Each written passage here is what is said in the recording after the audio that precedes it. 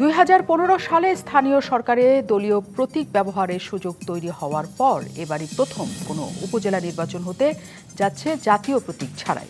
আগামীকাল ভোটে আওয়ামী লীগের নেতারা প্রার্থী হলেও প্রতীক দেয়নি দল, বিএনপি কোনো প্রার্থী দেয়নি, কাউকে সমর্থনও করেনি। যারা প্রার্থী হয়েছেন তারা বহিষ্কৃতও হয়েছেন। জামাত প্রার্থী দিয়েও প্রত্যাখ্যান করেছে। আর জাতীয় পার্টির নেতা কাজী ফিরোজ রশিদ জানিয়েছেন এই নির্বাচনে তাদের প্রার্থী একজন। নির্বাচনের প্রার্থীদের অধিকাংশই ক্ষমতাসীন দল আওয়ামী লীগের নেতাকর্মী হলেও কাগজে কলমে প্রার্থীদের সবাই দল নিরপেক্ষ বা স্বতন্ত্র। এই নির্বাচনকে প্রভাবমূর্ত এবং প্রতিদ্বন্দ্বিতাপূর্ণ করতে আওয়ামী লীগ এবার প্রতীক ও প্রার্থী না দেওয়া সহ মন্ত্রী এমপির স্বজনদের প্রার্থী না হওয়ার নির্দেশ দিলেও তা মানেনি অধিকাংশ এমপি। ফলে নির্বাচন নিয়ে আওয়ামী লীগের যে প্রত্যাশা ছিল তা অনেকটাই ভেস্তে গেছে বলে মনে করেন অনেক নির্বাচন বিশেষজ্ঞ। কারণ এরই মধ্যে ভোটের মাঠে দাপট দেখানোর অভিযোগ আসছে মন্ত্রী এমপির স্বজনদের বিরুদ্ধে। ফুফাতো ভাইয়ের পক্ষে ভোট চাওয়ায় সাবেক স্বাস্থ্যমন্ত্রী মানিকগঞ্জ ৩ আসনের এমপি জাহিদ মালিকের বিরুদ্ধে নির্বাচনী আচরণবিধি লঙ্ঘনের অভিযোগ এনেছেন এক উপজেলা চেয়ারম্যান প্রার্থী। এরকম আরও অনেক মন্ত্রী এমপির বিরুদ্ধে অভিযোগ আসলেও সিএসি কাজী হাবিবুল আওয়াল আজ বলেছেন উপজেলা নির্বাচন জাতীয় নির্বাচনের চেয়ে প্রতিদ্বন্দ্বিতাপূর্ণ হতে যাচ্ছে। আসলেও কি অধিকাংশ দলবিহীন এই অভিনব উপজেলা নির্বাচন জাতীয় নির্বাচনের চেয়ে প্রতিদ্বন্দ্বিতাপূর্ণ হতে যাচ্ছে? এই আলোচনায় আজ রাজকাহন স্টুডিওতে আছেন সাবেক আইজিপি ও রাষ্ট্রদূত ডক্টর হাসান মাহমুদ খন্দকার, আছেন সাবেক নির্বাচন কমিশনার কবিতা খানম এবং আছেন স্থানীয় সরকার বিশেষজ্ঞ ডক্টর তোফায়েল আহমেদ। দর্শক আপনারা আছেন আমাদের সাথে এই অনুষ্ঠানে। আগামীকালই আমরা সেই নির্বাচনের পরিস্থিতি দেখতে পারবো, কিন্তু তার আগে আমরা অভিনব শব্দটি ব্যবহার করেছি যে এই নির্বাচনটা আগে কখনো এমন ধরনের নির্বাচন আমরা দেখিনি। এই নির্বাচন কেমন হতে যাচ্ছে? শুরুতে আমি ডক্টর তোফায়েল আহমেদের কাছে যেতে চাই। ডক্টর তোফায়েল আহমেদ, অনেক ধন্যবাদ আপনি আমাদের সাথে যুক্ত আছেন। প্রথম ধাপের নির্বাচন হবে আগামীকাল। একজন বিশ্লেষক হিসেবে কি মনে হচ্ছে এই নির্বাচন? অনুষ্ঠানটা তো রাজকাহন, জি, রাজার অংশ ছিলেন তারা দুজন। আমি তো রাজার অংশ না, আমি প্রজা। যাই হোক, যারা আসে সবাই রাজার অংশ না, রাজার অংশ না, কারণ কাজ না করে তো রাজার অংশ হওয়া যায় না। তা যাই হোক, আজকে হচ্ছে যদি ভোটটা উৎসবের হয় তাহলে হচ্ছে এটা ভোটের চাঁদ রাত। জি, ঈদের আগের দিন রাতটা চাঁদ রাত বলে না। আর যদি হয় সন্ত্রাস মারকাট যা হয়েছে আগে তাই যদি হয় তাহলে আজকের রাতটা হচ্ছে ফুঁসফাঁস, কালকে যুদ্ধ হবে। কিন্তু আসলে কোনোটাই হবার নয়, কারণ এখন ভোট কারো কাছে দীর্ঘশ্বাস, কারো পৌষ মাস। ভোটের যেরকম আমেজ থাকে সেটা কিন্তু নাই মাঠে। ভোট হবে, প্রত্যাশিত ভোট যা হওয়ার হবে, আগেও যা হয়েছে তাই। আপনি অভিনবত্ব দেখছেন কি আমি জানি না, আমি কোনো অভিনবত্ব দেখছি না। এগুলো সবই ছক বাঁধা পথেই সব কিছুই ঘুরে ফিরে একই জিনিস হচ্ছে। প্রতীক দেন আর না দেন, দলের ভিতরেই নির্বাচন হচ্ছে। এখন দলের ভিতরে নির্বাচন হলেই দলের যারা প্রভাবশালী তাদের প্রভাব থাকবেই। এটা এমপি থাকলে তার প্রভাব থাকবে, যদি মন্ত্রী থাকে তার প্রভাব থাকবে। কারণ কর্মীরা তো আসলে দেখে যে কে এখানে সবচেয়ে বেশি পাওয়ারফুল, তার দিকেই থাকে। হ্যাঁ, কিছু বিদ্রোহী বা কিছু পপুলার লোক থাকে, তারা হয়তো ওগুলো ছাপিয়ে উঠে যেতে পারে। সেই জন্য আমি কোনো অভিনবত্ব খুব একটা দেখছি না। অভিনবত্ব হচ্ছে একটা যে দুই পার্টি, বড় দল বিএনপি আওয়ামী লীগ, দুজনেই সংকটে আছে, অবাধ্যতার সংকট। নিচের নেতা কর্মীরা তাদের কথা শুনছে না। কেউ বলা হচ্ছে যে দাঁড়াইও না, তুমি অমুকের আত্মীয় হিসেবে দাঁড়াতে পারে, দাঁড়িয়ে যাচ্ছে। আর বিএনপি বলছে তোমরা প্রার্থী হয়েও না, হলে বহিষ্কার। 136 জন বহিষ্কার করার পরও প্রার্থী আছে। এটি হচ্ছে অভিনবত্ব। তো এই ঘটনা ঘটেছিল কিন্তু প্রথম নির্বাচন যখন হয় 1985-তে। কারণ আমি তো উপজেলার ওই যে রিপোর্ট হয়, যখন রিপোর্টটা তৈরি করে খান কমিটি, সেই থেকে শুরু করে প্রত্যেকটা উপজেলাতে আমি কাজ করেছি।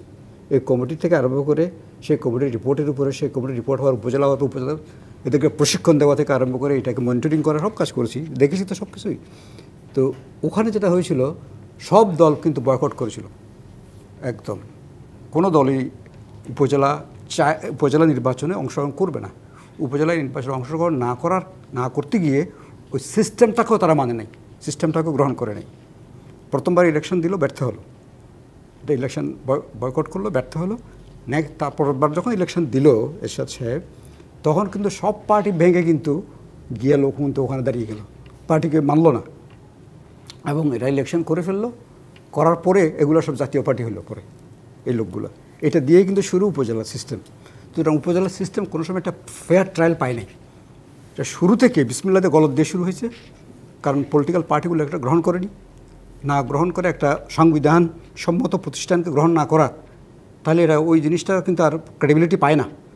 তো প্রথম থেকে এটা শুরু, এবং তারপর ইলেকশন করলো, ফার্স্ট ইলেকশন খুব সন্ত্রাসপূর্ণ ইলেকশন, বন্দুক টন্দুক নিয়ে ইলেকশন হয়েছে। ইভেন আমরা যখন ট্রেনিং দিতে তাদেরকে ডেকেছি, ট্রেনিং নিতে এসছেন যারা, কারণ উপজেলা চেয়ারম্যানরা আসার আগে কিন্তু 2 বছর সরকারি কর্মকর্তারা চেয়ারম্যান হিসেবে চালিয়েছেন এটা, তারপরে কিন্তু ইলেকশন হয়েছে। তো সেই ইলেকশন হওয়ার পরে যে চেয়ারম্যান সাহেবরা আসছেন, তারা কিন্তু একটা জিপ কেড়েছিল তখন উপজেলার, জিপ ভর্তি করে লোক নিয়ে আসে বন্ধু সহ। ইভেন কুমিল্লা একাডেমিতে আমরা ছিলাম তখন, ওরা কিন্তু ওই তাদের গান মেনটেন সহ চলে আসছে ট্রেনিং দিতে। আমাদের তো লোকের জায়গা রাখার জায়গা নেই, তখন তারা বারান্দায় শুয়ে থাকতো, চেয়ারম্যান সাহেব ভিতরে ঘুমাচ্ছে, উনি বারান্দায় শুয়ে আছেন। এইরকম একটা ভাবে কিন্তু এটা শুরু হয়েছে, কিন্তু এটা আস্তে আস্তে একটা স্থিতিশীলতার দিকে যাচ্ছিল। সেকেন্ড ইলেকশন হলো 90-তে সেকেন্ড ইলেকশন হওয়ার পরে আলসো বিএনপি ক্ষমতায় এসে বন্ধ করে দিল এটা। 17-18 বছর আর উপজেলা নাই, কেমন আবার থানা হয়ে গেল। আবার আওয়ামী লীগ আসার পরে 2009 সন ইলেকশন দিল, ভালো ইলেকশন হয়েছে, এবং আমরাও তখন আবার কাজ শুরু করলাম নতুন উদ্যমে। আমি তখন ইউএনডিপিতে ছিলাম, তার আগে লোকাল গভর্নমেন্ট কমিশন ছিলাম। ওই যে কাজের কারণে 2009 সালের যেই পরে যে ইলেকশন হয়ে যে থার্ড উপজেলা যেটা হলো, এটা মোরলেস কিন্তু একটা ল অ্যান্ড অর্ডার সিচুয়েশনটা ভালো ছিল, এটা সুন্দর সিস্টেমে পড়ে গিয়েছিল। কিন্তু 14 ইলেকশনের পর থেকে আবার এটা চলে গেছে। এখনও কিন্তু উপজেলা সিস্টেমের যেটা সিস্টেম শুরু হয়েছিল, সিস্টেম কিন্তু ওই জায়গায় নেই। ইলেকশন আপনি যাই করেন, ইলেকশন তো সব কিছুর মতোই হচ্ছে। কিন্তু মার্কা বিষয়ে আপনি বিশেষ করে অনেক সোচ্চার ছিলেন যে মার্কা দিয়ে নির্বাচনটা হওয়াটা দরকার, দলীয় প্রতীক, আর সেটাও তো শেষ পর্যন্ত রইল না। সে বিষয়ে আপনার কিছু বলার আছে? ওটা তো মার্কা দিয়ে ইলেকশন করলে এই সাংগঠনিক কাঠামোতে মার্কা দিয়ে ইলেকশন হবে না। মার্কা দিয়ে ইলেকশন হচ্ছে ইন্ডিয়াতে, ব্রিটেনে, ওখানে কিন্তু চেয়ারম্যান ইলেকশন হয় না, শুধু কাউন্সিল ইলেকশন হয়। কাউন্সিলররা গিয়ে কিন্তু মেয়র বা চেয়ারম্যান বানায়, তখন কিন্তু একটা মার্কা দিয়ে ইলেকশন হয়, এটা পার্টির গভর্নমেন্ট ফর্ম করে। যেমন এইবার যে ইলেকশন হলো ব্রিটেনে, ওখানে দেখেন আপনি 51টা কাউন্সিল অ্যাবসলিউটলি লেবারেট, তারা সব পুরাটা জিতে গেছে। ওখানে অন্যরা আছে, তারা অপোজিশনে থাকবে। ঠিক একই রকমভাবে ধরেন লিভ ডেম পেয়েছে, লিবারেল ডেমোক্রেটিক পার্টি 12টা পেয়েছে, ওখানে হয়তো লেবার আছে, তারা সংখ্যালঘিষ্ঠ থাকবে, তারা অপোজিশনে থাকবে। তো এই কাউন্সিল সিস্টেমে যখন ইলেকশন হয়, তখন কিন্তু আপনি মার্কা দিয়ে করতে পারেন। কিন্তু যখন আপনি চেয়ারম্যান ইলেকশন, মেম্বার ইলেকশন, মহিলা ইলেকশন করেন, এগুলো কিন্তু একটু ডিফিকাল্ট হয়ে যায়। ইন্ডিয়াতে মার্কা দিয়ে ইলেকশন হচ্ছে, কিন্তু তারপরেও তো সেটা গ্রহণযোগ্য হয়েছিল না? গ্রহণযোগ্য হতো এটা, তাহলে কিন্তু আপনি মনে করেন যে সময় পরিক্রমা এটা বাদ হওয়াটাও ঠিক হয়েছে, তাই তো? না, এটা কোনোটাই ঠিক হয় নাই। যে সিস্টেমে মার্কা দিয়েছে সেটাও ঠিক হয় নাই, আবার বাতিল করে দেওয়াও ঠিক হয় নাই। কিন্তু আমার কাঠামো চেঞ্জ না করে, আইন চেঞ্জ না করে, এগুলো কোনোটাই মাঝখান দিয়ে করলে এটা টিকবে না। অনেক ধন্যবাদ। কবিতা খানম আমাদের সাথে আছেন, সাবেক নির্বাচন কমিশনার। অনেক ধন্যবাদ আমাদের সাথে যুক্ত হওয়ার জন্য। আজ প্রধান নির্বাচন কমিশনার বলেছেন যে জাতীয় নির্বাচনের চেয়েও বেশি অংশগ্রহণমূলক এই নির্বাচনটা হবে, যদিও এখানে আসলে প্রকৃতপক্ষে বড় বড় রাজনৈতিক দলগুলোর কেউই অংশ নিচ্ছে না, আওয়ামী লীগ বাদে। তারপরেও এত আত্মবিশ্বাসের জায়গা আসার কি কোনো কারণ আছে?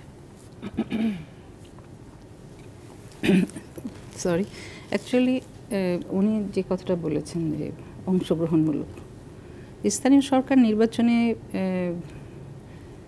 যারা চেয়ারম্যান পদপ্রার্থী হয় বা অন্যান্য পোস্টে যারা নির্বাচন করে, এখানে তো এবারের কথা যেটা যে প্রতীক নাই আর কি, দলীয় প্রতীক নাই, এখানে দাঁড়ানোর একটা ইয়ে আছে, স্কোপ আছে। যেমন জাতীয় সংসদ নির্বাচনে ওই দল প্রতীকে মনোনয়নপত্র সাবমিট করে একজনই কন্টেস্ট করে দলের হয়ে। তো এইবার স্বতন্ত্র প্রার্থী আছে, আবার এই দলের মধ্যে থেকে কিন্তু আবার জাতীয় সংসদ নির্বাচনেও দলের মধ্যে থেকে স্বতন্ত্র প্রার্থী ছিল, তখনও কিন্তু প্রার্থীর আধিক্য অনেক ছিল স্বতন্ত্র প্রার্থী দিয়ে। এইবারও জাতীয় সংসদ উপজেলা পরিষদ নির্বাচনেও কিন্তু দেখা যাচ্ছে যে আমরা পেপার পত্রিকার মাধ্যমে বুঝতে পারছি যে বৃহত্তর দল যদিও অংশগ্রহণ করে নাই, কিন্তু বৃহত্তর দলের অনেকেই প্রার্থী হয়েছে এবং তারা বহিষ্কৃত হয়েছে, কিন্তু প্রার্থী প্রত্যাহার করেছে এরকম কিন্তু শোনা যায়নি। হয়তো সেই সেন্স থেকে হয়তো বা সিইসি এটা বলতে পারেন যে এখানে অংশগ্রহণটা বেশি। এখন প্রতিদ্বন্দ্বিতামূলক হওয়ার বিষয়টা কিন্তু প্রার্থীদের সহিষ্ণুতার উপরও ডিপেন্ড করে। প্রার্থীরা কতটা সহিষ্ণু এই নির্বাচন প্রক্রিয়ার সঙ্গে সহিষ্ণুতার সঙ্গে নির্বাচন প্রক্রিয়াটাকে মোকাবিলা করতে চাচ্ছে, সেটাও কিন্তু ডিপেন্ড করে প্রার্থীদের উপরে। সেটা কি প্রার্থীদের উপরে নাকি আসলে ভোটাররা আসলো কি আসলো না তার উপরে? অ্যাকচুয়ালি প্রার্থীকে তো আগে আমাকে ফিট হতে হবে, প্রার্থীকে কিন্তু আইনটাকে মানতে হবে, তারপর তো ভোটার আসবে। ভোটার আসার বিষয়টা তো পরে আসছে, তাই না? আগে আপনার যদি প্রার্থীদের মধ্যেই যদি বিশৃঙ্খলা থাকে, যেমন নাটোরে পরবর্তীতে মনে হয় প্রত্যাহার করেছে, নাটোরে যে ঘটনাটা ঘটেছে, এরকম যদি প্রার্থীর আচরণ যদি এরকম হয় তাহলে ভোটারের আশঙ্কাটা তো থেকেই যায় ভোট কেন্দ্রে আসার ক্ষেত্রে। তো এখন আমি অবশ্য এইবার আমি প্রতিদিনই পত্রিকা দেখছি, আমি আচরণবিধি লঙ্ঘনের কোনো বিষয়গুলো কিন্তু পত্রিকায় আমি পাই নাই। তবে যেহেতু প্রতীক না দিলেও দলের তো একটা প্রভাব থাকে, এবং কারা দল করে সেটাও কিন্তু স্থানীয় পর্যায়ে সবাই জানে কে কোন দল করে। তো এই প্রভাব থেকে মুক্ত রাখাটা নির্বাচন প্রক্রিয়াটাকে কিন্তু এটা খুবই একটা চ্যালেঞ্জের ব্যাপার।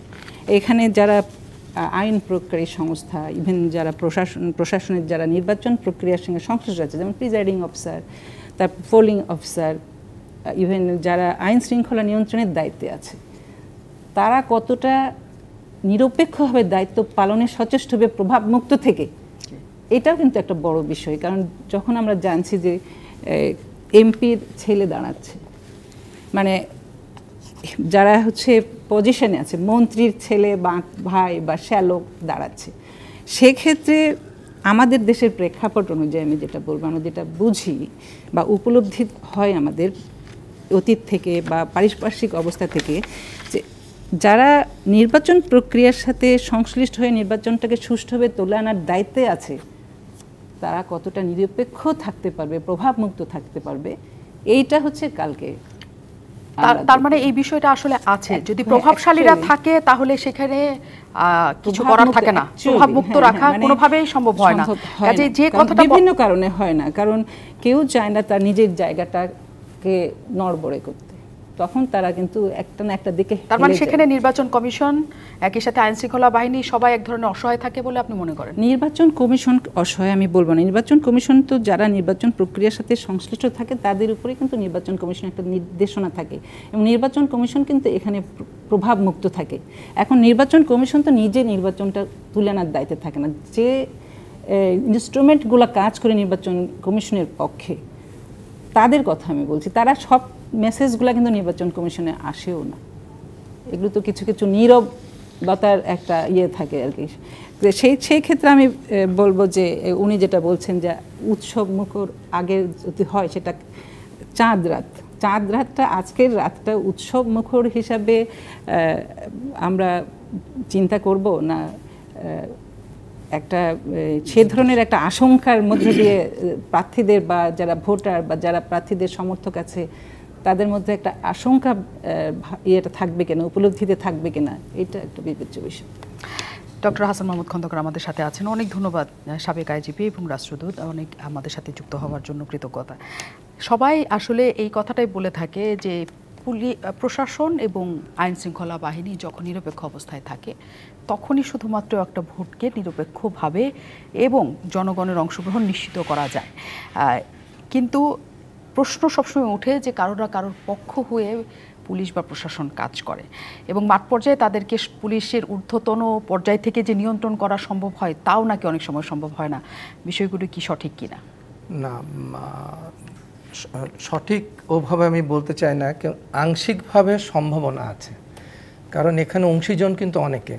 আপনি যদি একটা নির্বাচনকে কেন্দ্র করে অংশীজনদের চিন্তা করেন, নির্বাচন কমিশন আছে, আইন প্রয়োগকারী সংস্থা আছে, আইন প্রয়োগকারী সংস্থার মধ্যে পুলিশ আছে, পুলিশের সঙ্গে র্যাব আছে, আনসার বিডিপি আছে, তার সঙ্গে আবার সহায়ক শক্তি হিসেবে বিজিবি আছে, কোস্টগার্ড আছে, আর্ম পুলিশ ব্যাটালিয়ান আছে, সবাই মিলে এটা করেন। তার অপরদিকে আছে প্রার্থীরা, রাজনৈতিক দল আছেন, সুতরাং ভোটাররা আছেন। তো অংশীজন কিন্তু এখানে কম না। এখন অংশীজনের পক্ষপাতিত্ব, অংশীজনের সহিংস মনোভাব, সমস্ত কিছুর একটা সামগ্রিক চাপ কিন্তু সৃষ্টি করবে নির্বাচনটার উপর। তা আপনি শুধু আইন প্রয়োগকারী সংস্থার পক্ষপাতিত্ব কিংবা পক্ষপাত দুষ্ট কর্মকাণ্ডের জন্য নির্বাচন অঙ্গহানি ঘটবে কিংবা ম্লান হয়ে যাবে নির্বাচনের সফলতা, সেটা আমি কিন্তু বিশ্বাস করি না। একটা জিনিস এখানে ঠিক যে আইন প্রয়োগকারী সংস্থা কিভাবে কাজ করছে নির্বাচনে সেটা অবশ্যই দেখার বিষয় আছে। সেখানে অবশ্যই তাদের নিয়ন্ত্রণকারী আমি বলবো প্রতিষ্ঠান হচ্ছে নির্বাচন কমিশন। নির্বাচন কমিশন কিভাবে চাচ্ছে তার উপর নির্ভর করবে সব কিছু।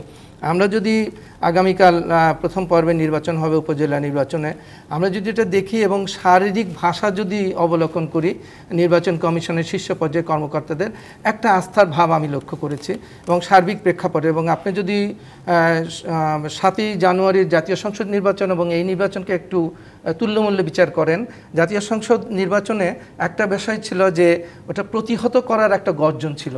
সেই গর্জনটা কিন্তু এই নির্বাচনে প্রতিহত করার গর্জনই বর্জন আছে। বর্জনটা আছে এটা ঠিক, কিন্তু আমি মনে করি না যে সহিংস তার যে গর্জন সেটা কিন্তু নাই। এটা অবশ্যই সাধুবাদ পাওয়ার জন্য যোগ্য যারা চান না কিংবা বর্জন করেছেন, এটাও হতে পারে, কিংবা তারা গণতান্ত্রিক একটা মন মানসিকতা নিয়ে বিষয়টা দেখছেন, এটাও হতে পারে। আমি ঠিক ওটা নিশ্চিত করে বলতে পারবো না। তবে একটা ঠিক যে সার্বিক অবস্থা যদি আপনি পর্যালোচনা করেন, একটা সুষ্ঠু শান্তিপূর্ণ অবাধ নির্বাচনের মোটামুটি একটা পরিবেশ কিন্তু সৃষ্টি হয়েছে। হ্যাঁ, অঙ্গহানি কিছু কিছু জায়গায় হয়েছে, কিছু কিছু অসদাচরণ হচ্ছে এবং সেখান থেকে রাজনৈতিক দলগুলোর নেতৃবৃন্দের কাছ থেকেও কিন্তু আমি মোটামুটি একটা দায়িত্বশীল ভূমিকা দেখা যাচ্ছে যে তারা কিছু কিছু সময় সতর্ক করছেন, হুমকি দিচ্ছেন কিংবা শাস্তিমূলক ব্যবস্থা গ্রহণ করার সম্ভাবনা আছে এই ধরনের ইঙ্গিত দিচ্ছেন। তো এই সার্বিকভাবে যদি আমরা চিন্তা করি যে এটার একটা ইতিবাচক প্রভাব অবশ্যই নির্বাচনের উপর পড়বে।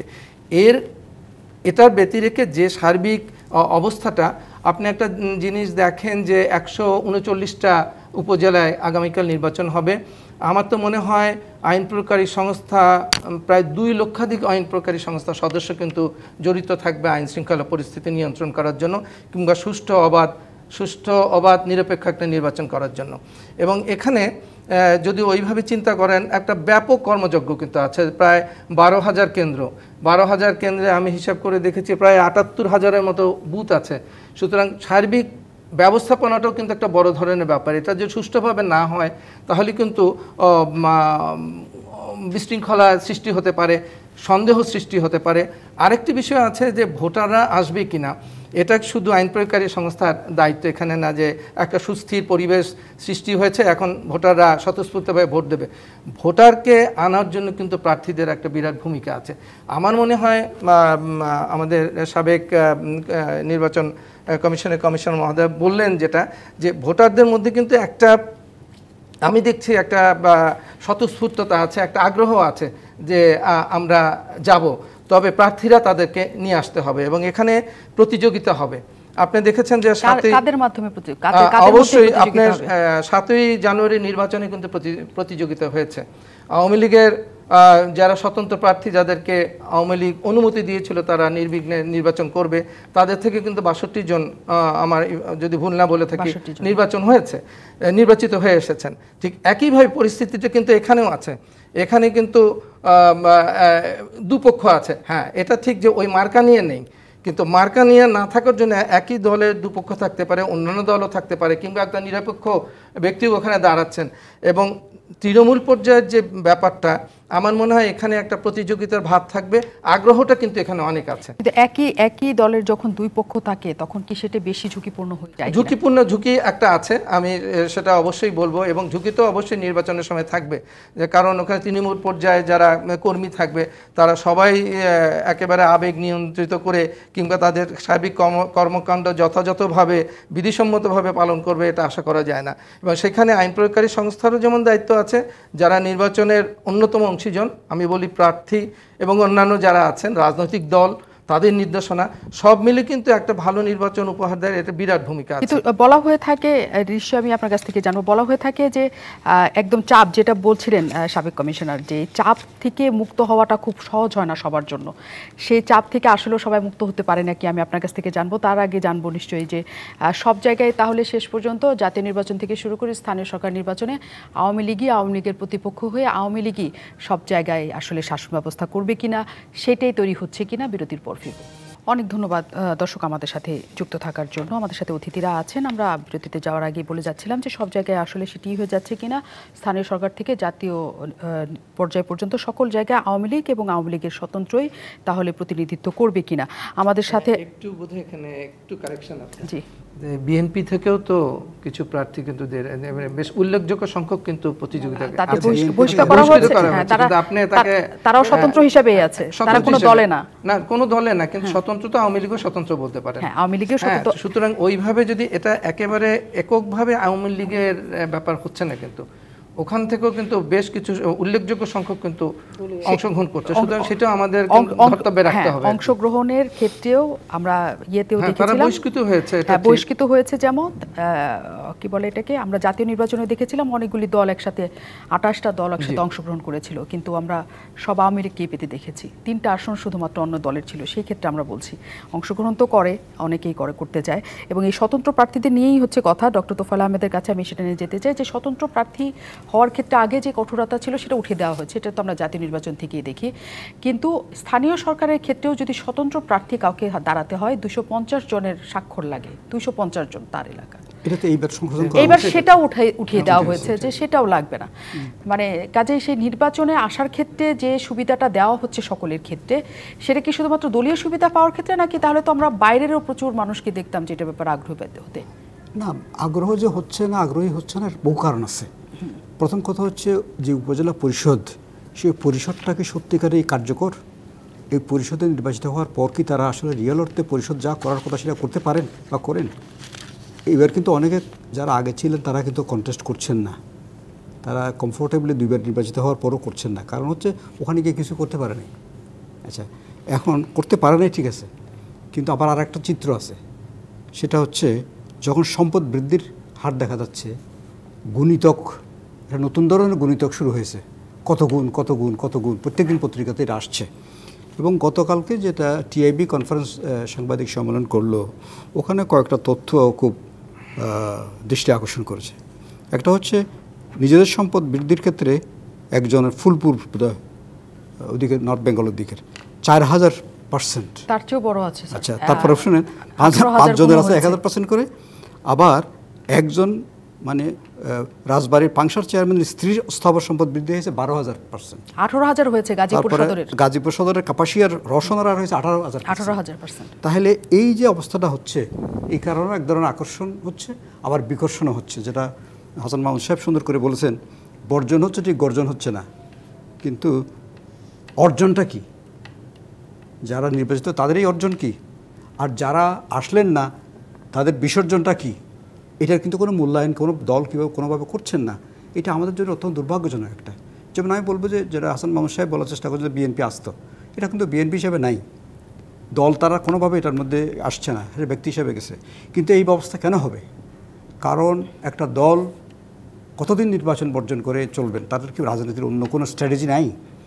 এইভাবে করতে করতে তো আমাদের নির্বাচন সিস্টেমটা নষ্ট হয়ে যাচ্ছে। কিন্তু নিশ্চয়ই, কিন্তু জাতীয়, আমরা যদি বিএনপিকেও বাদ দিই যে ঠিক আছে তারা এলো না, জাতীয় পার্টি তো একটা বড় অংশীদার, তাদের এই অবস্থা। জাতীয় পার্টিটাকে যেহেতু আপনি বড় অংশীদার বলছেন ঠিক, এটা একটা অফিসিয়ালি করা হয়েছে। জাতীয় পার্টির ওই রকম মাঠে কিছুই নাই। সুতরাং এটাকে বেলুন বাতাস দিয়ে ফুলিয়ে দিয়েছেন আপনি, ঠিক আছে, কিন্তু আসলে এটা যখন বাতাস ছেড়ে দিলে কিন্তু আর কিছু নাই, তারা নিজেরাই তো বলে এই কথা। সুতরাং সেই জন্য সুষ্ঠু রাজনীতির পরিবেশ আমরা কীভাবে ফিরিয়ে আনবো, সেজন্য কিন্তু এক ধরনের একটা জাতীয় সমঝোতা দরকার। কারণ হচ্ছে অক্ষমতায় আছেন আওয়ামী লীগ সরকার, আছেন, চালাচ্ছেন, দেশ চলছে, কিন্তু পলিটিক্সটা এমন একটা জায়গায় চলে যাচ্ছে যে নতুন কোনো জেনারেশন, নতুন কোনো রক্তপ্রবাহ কিন্তু রাজনীতিতে আসছে না। এখন আমাদের নেতৃত্ব যারা সিনিয়র নেতা, তারা কিন্তু অনেক বয়স হয়ে গেছে, একটা বড় ধরনের শূন্যতা কিন্তু সব জায়গায় আসবে। আওয়ামী লীগও আসবে, বিএনপিতেও আসবে, অন্য পার্টিতেও আসবে, কিন্তু এই দেশটা চলবে কীভাবে আমি সেটা বুঝতে পারছি না।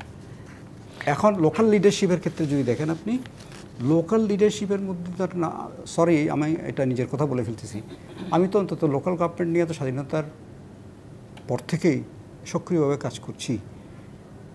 তখনকার যে মানুষগুলো আসতেন ইউনিয়ন পরিষদে, তাদের শিক্ষা দীক্ষা বেশি ছিল না, কিন্তু এলাকায় তার প্রভাব প্রতিপত্তি, তার যে কমিটমেন্ট, এটা সাংঘাতিক ছিল। হ্যাঁ, এবং তারা কিন্তু অনেক ত্যাগ স্বীকার করতেন। এখন কিন্তু ত্যাগ নাই, কিন্তু এবং আন্তরিকতা দিয়েই তারা করতেন। দিনে দিনে এখন শিক্ষিত লোক বেশি আসছে, সম্পদশালী লোক বেশি আসছেন, কিন্তু তারা ওই জায়গায় কন্ট্রিবিউট করছেন না। এখন যে সম্পদটা বেড়েছে দেখছেন আপনি, আচ্ছা স্থাবর সম্পত্তি, এখানে একটা জিনিস ভুল মেসেজ যাচ্ছে, সেটা হচ্ছে উপজেলা পরিষদ থেকে টাকা চুরি করে কিন্তু তারা এই সম্পদ করেনি।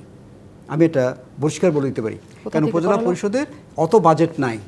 আচ্ছা, এটা হচ্ছে এটা রাজনৈতিক ফেজ দরকার। এই নির্বাচনের মাধ্যমে তারা এই ফেজটা অর্জন করে।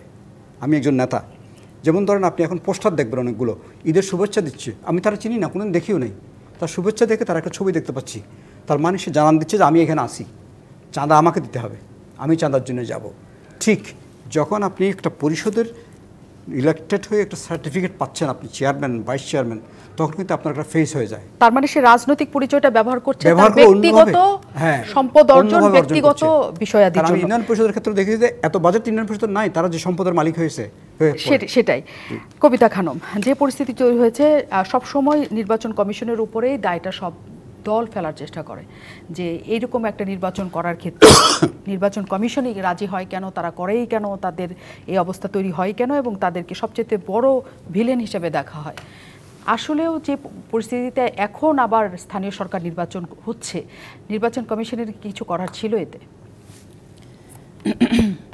নির্বাচন কমিশন তো নির্বাচন করার একটা সাংবিধানিক বাধ্যবাধকতা আছে। যেহেতু নির্বাচন কমিশন গঠন হচ্ছে এবং নির্বাচন কমিশনাররা শপথ নিয়ে এই পদে আসছেন, তখন তাদের মধ্যে একটু আইনি বাধ্যবাধকতা তৈরি হচ্ছে নির্বাচন অনুষ্ঠানে। নির্বাচন অনুষ্ঠানের প্রক্রিয়াটা নির্বাচন কমিশন কিন্তু পরিচালনা করে, আয়োজন করে, এবং কিভাবে নির্বাচনের ব্যবস্থাপনাটা কিন্তু সম্পূর্ণ নির্বাচন কমিশন করে। এখন ব্যবস্থাপনার মধ্যে যে মেশিনারিজগুলো থাকে, এই মেশিনারিজগুলো যদি নির্বাচন কমিশনকে মানে ওন না করে, তখনই কিন্তু নির্বাচনে যে বিশৃঙ্খলা সৃষ্টি হয় বা নির্বাচন কমিশনারদের উপর দায়িত্ব চলে আসে। যেহেতু নির্বাচন কমিশনারদের মানে নির্বাচন কমিশনকে কিন্তু রেফারির দায়িত্ব পালন করতে হয়। ফুটবল খেলায় কি হয়, রেফারি মাঠে দাঁড়ায় দায়িত্বটা পালন করে, সেই দায়িত্বটা কি নির্বাচন কমিশন সেটাও কি পারে আসলে? না, এখানে আমি সেটাই বলছি, কিন্তু এইখানে রেফারিটা কিন্তু নির্বাচন কমিশনে বসে সে রেফারির দায়িত্ব পালন করছে। যাদেরকে নিয়োগ দেওয়া হচ্ছে এই আইন শৃঙ্খলা নিয়ন্ত্রণের জন্য বা নির্বাচন কাজগুলো তুলে আনার জন্য, প্রশাসনিক এবং আইন শৃঙ্খলা দুটো, এরা যদি মানে কমিটেড থাকে যে নির্বাচন কমিশন যেভাবে ডিরেকশনগুলো দিচ্ছে সেই ডিরেকশনগুলো তারা আইনানুগভাবে প্রতিপালন করবে, তখন কিন্তু নির্বাচন কমিশনের উপরে সেই দায়ভারটা আর আসে না। তাহলে নির্বাচন নিয়েও প্রশ্ন, কিন্তু নির্বাচনের কমিশনের কাছে যে দায়ভারের জায়গাটা থাকে, সেটাও কি আপনি কিছুক্ষণ আগে চাপের কথা বলছিলেন যে পরোক্ষভাবে যেসব চাপ থাকেই তো ছড়ানো ছিটানো চাপ, সেই চাপটা তো নির্বাচন কমিশনের উপর থাকে। কারণ আমরা দেখি এমপিদের বিরুদ্ধে যখন আচরণবিধি ভঙ্গ হয়, কিছু করার থাকে না নির্বাচন কমিশনের, সেখান থেকে যখন অনেক অভিযোগের জায়গা আসে, সেখানে আমরা বড় ধরনের কোনো ব্যবস্থা নেওয়ার কথা দেখি না। সেই চাপটা কি নির্বাচন কমিশন সবসময় বোধ করে যে ক্ষমতাসীনদের না অ্যাকচুয়ালি রাগানো যাবে না? না, আচরণ বিধিমালাতে কিন্তু বলাই আছে যে কারা মানে নির্বাচনী প্রচারণার সঙ্গে সংশ্লিষ্ট হতে পারবে, কারা হতে পারবে না। সেক্ষেত্রে যারা বাড়িত তারা যদি নির্বাচনী কর্মকাণ্ডের প্রচারণার সঙ্গে জড়িত হয়ে যায়, সেক্ষেত্রে কিন্তু নির্বাচন কমিশন তাদেরকে জবাবদিহিতা কিন্তু চাওয়া হয়, তাদের কাছে মানে তাদের কাছে শোকজ করা হয়, তাদেরকে ব্যক্তিগতভাবে হাজির হতে বলা হয়, এবং তারপরে কিন্তু ফল যে পাওয়া যায় না তা না, ফলটা কিন্তু পাওয়া যায়। অনেক সময় তারা কমিটমেন্ট করে যায়, ইভেন তারপরে কিন্তু তারা এই ধরনের কর্মকাণ্ডের সঙ্গে সংশ্লিষ্ট হয় না। এবারেও কিন্তু আমরা এই তাদের মানে এমপি এবং মন্ত্রীদের আত্মীয় স্বজনকে দাঁড়ানোর আমরা পেপার পত্রিকার মাধ্যমে দেখছি, কিন্তু আচরণবিধি ভঙ্গ করছে কোনো এমপি বা কোনো মন্ত্রী, এরকম কিন্তু অভিযোগ আমরা সেভাবে আমার পেপার পত্রিকায় দেখি নাই। এবার নির্বাচন কমিশনের কাছে আমি থাকা অবস্থায় নির্বাচন কমিশনের কাছে এ ধরনের কোনো অভিযোগ আসলে আমরা কিন্তু তাৎক্ষণিকভাবে ব্যক্তিগতভাবে আমরা তাদেরকে জবাবদিহিতার মধ্যে এনেছি। নিশ্চয়ই, কিন্তু তারপরে আসলে পরবর্তীতে তাদের বিরুদ্ধে যে ব্যবস্থা নির্বাচনের আরপিওতেও অত কঠোর ব্যবস্থা নাই, এবং তাদের জরিমানাও যেটা করা হয় সেটা এত কম যে ওইটা আসলে কেউ কিছু মনেও করে না একসাথে, আমরা সেটা দেখেছি। না, এটা আমি বলতে চাচ্ছি যে জরিমানা বা শাস্তি সেইটা বড় কথা না, কিন্তু এই যে আমি তাকে জবাবদিহিতার জায়গা থেকে আমি নির্বাচন কমিশন ডেকে আনলাম, এইটা কি তার সম্মানের ব্যাপার, আমরা তা মনে করি না যে তারা সেটা মনে করে। ডক্টর হাসান মাহমুদ খন্দকার আছেন আমাদের সাথে, একটু আপনার সাথে এই আলোচনাটা যেতে চাই যে আইন শৃঙ্খলা বাহিনীর সদস্যদের আসলে যে পরিস্থিতি তৈরি হয় এই ক্ষেত্রে সবসময়ের জন্য বলা হয়ে থাকে যে তারা নিয়ামক হিসেবে সবচেয়ে বড় নিয়ামকটা হিসেবে সেখানে কাজ করে। আপনি বলছেন যে সেখানে অংশীদার তো অনেকে থাকে, আনসার থাকে, বিডিপি থাকে, র্যাব থাকে, স্ট্রাইকিং ফোর্স থাকে, সবাইকে বাদ দিয়ে পুলিশ অনেক কিছু করতে পারে না, কিন্তু পুলিশের এসপি থেকে শুরু করে ওসি থেকে শুরু করে সবাই এই ঘটনার সাথে একদম সরাসরি সম্পৃক্ত থাকে এবং একটা কেন্দ্রতে আপনি জানেন যে পুলিশের সংখ্যায় বেশি থাকে এবং তারাই সেখানে মূল দায়িত্বের জায়গায় থাকে। তাহলে কি আসলে পুলিশের এই দায়িত্বটা এড়িয়ে যাওয়ার সম্ভাবনা থাকে যে যা কিছুই হোক না কেন তারা এটার সাথে সম্পৃক্ত না? আপনি কিন্তু সম্ভাবনার কথা বলছেন যে বিশৃঙ্খলা হতে পারে, কিন্তু এ পর্যন্ত যতগুলো ঘটনা ঘটেছে খুব কিন্তু বেশি ঘটনা ঘটেনি। বিশৃঙ্খলার বাইরে প্রভাব ফেলার বিষয়টা, প্রভাব ফেলার অবৈধ প্রভাব, সেটা তো এখন ওই যে যারা ভ্রাম্যমাণ আদালত আছে তারা ব্যবস্থা নিচ্ছেন এবং কিছু কিছু ক্ষেত্রে যে একেবারে হয়নি, আপনি জানেন যে সুবর্ণচর নামে একটা থানার মধ্যে ওসিকে ভারপ্রাপ্ত কর্মকর্তাকে প্রত্যাহার করা হয়েছে এবং এই ধরনের ব্যবস্থা কিন্তু আছে। এটা একটা দিক। আর একটা দিক, ব্যবস্থা যে নেওয়া হচ্ছে না, সিরাজগঞ্জে প্রিজাইডিং অফিসাররা গ্রেপ্তার হয়েছে সুনির্দিষ্ট অভিযোগের কারণে।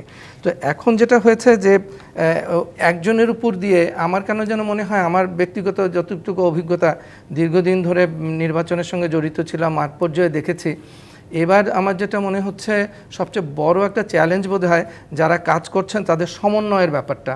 এই যে আপনি একটা কথা বললেন যে পুলিশ সবচেয়ে বেশি থাকে, পুলিশ কিন্তু সবচেয়ে বেশি থাকে না। একটা কেন্দ্রে একটা কেন্দ্রে 3 জন পুলিশ থাকে সাধারণ কেন্দ্রে, 2 জন পুলিশ থাকে সাধারণ কেন্দ্রে, অন্য গুরুত্বপূর্ণ কেন্দ্রে 3 জন পুলিশ থাকে। তো সুতরাং সেখানে তাদের সঙ্গে আরও আনসার থাকে, ভিডিপি থাকে, সব মিলে 17 জন থাকে, ওদিকে 19 জন গুরুত্বপূর্ণ। আর দুর্গম কিংবা পার্বত্য এলাকায় একটায় 19 আর একটায় 20 কিংবা 21, এই হচ্ছে। তার মধ্যে ওই 3 জন পুলিশ, 4 জন কিংবা 5 জন পুলিশ। তো সুতরাং এটা সংখ্যা দিয়ে না করে আমার যেটা ব্যক্তিগত ধারণা, আমরা যেভাবে দায়িত্ব পালন করেছি, একটা লিড এজেন্সির দরকার আছে কিন্তু। এবং কালকে আমার মনে হয় সমন্বয়টা থাকবে, আমি আশা করি। এই লিড এজেন্সি কিন্তু সমন্বয়, কারণ ওখানে সিদ্ধান্ত গ্রহণ করার ব্যাপার থাকবে তাৎক্ষণিকভাবে। একটা বিষয় যদি, একটা সমস্যা যদি ওখানে হয়, তাৎক্ষণিক সিদ্ধান্ত দিতে হবে। সেই সিদ্ধান্ত দেওয়ার অনুমোদিত কর্তৃপক্ষকে সেটা কিন্তু চিহ্নিত করতে হবে। সুতরাং যখন কিছু হচ্ছে, যদি সে চিহ্নিত করা না থাকে, যে যার উপর দায়িত্ব সে যদি বলে যে না আমার উপর ওইভাবে দায়িত্ব না, আমি অনেকের সঙ্গে দায়িত্বপ্রাপ্ত, তাহলে কিন্তু অসুবিধা হবে। আমার এই জন্য আমি কথাটা বললাম যে সুনির্দিষ্টভাবে নিশ্চয়ই যারা এখানে কাজ করবেন, যারা নিরাপত্তা প্রণয়ন করেছে, পরিকল্পনা প্রণয়ন করেছেন, তারা এই বিষয়গুলো দেখবেন। কারণ সমন্বয়ের কিন্তু একটা ব্যাপার আছে এই অংশীজনদের মধ্যে, বিশেষ করে আইন শৃঙ্খলা বাহিনী সব মিলে। আর আমি আরেকটু বিশেষভাবে একটা বিষয়ের প্রতি দৃষ্টি নিবদ্ধ করতে চাই। আমাদের তোফায়েল আহমেদ সাহেব যথার্থই বলেছেন যে আমাদের যে লোকাল গভর্নমেন্ট, স্থানীয় সরকার নির্বাচনটা গুরুত্বপূর্ণ কিনা, আমরা কি এটা আসলেই গুরুত্ব দিচ্ছি?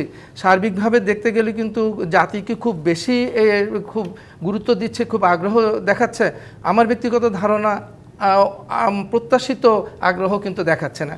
কিন্তু আপনি যদি আমাদের কনস্টিটিউশন দেখেন, আমার সংবিধান দেখেন, 59 অনুচ্ছেদে পরিষ্কারভাবে তাদের ক্ষমতার কথা বলা হয়েছে যে এরা প্রজাতন্ত্রের কর্মকর্তা কর্মচারীদের কাজে তদারক করবেন, এরা বাজেট প্রণয়ন করবেন, অর্থনৈতিক পরিকল্পনা প্রণয়ন করবেন এবং বাস্তবায়ন করবেন, অনেক কিছু এরা জনশৃঙ্খলা নিশ্চিত করবেন। কিন্তু কিছুই তারা এখন করতে পারে না, হয়ও না।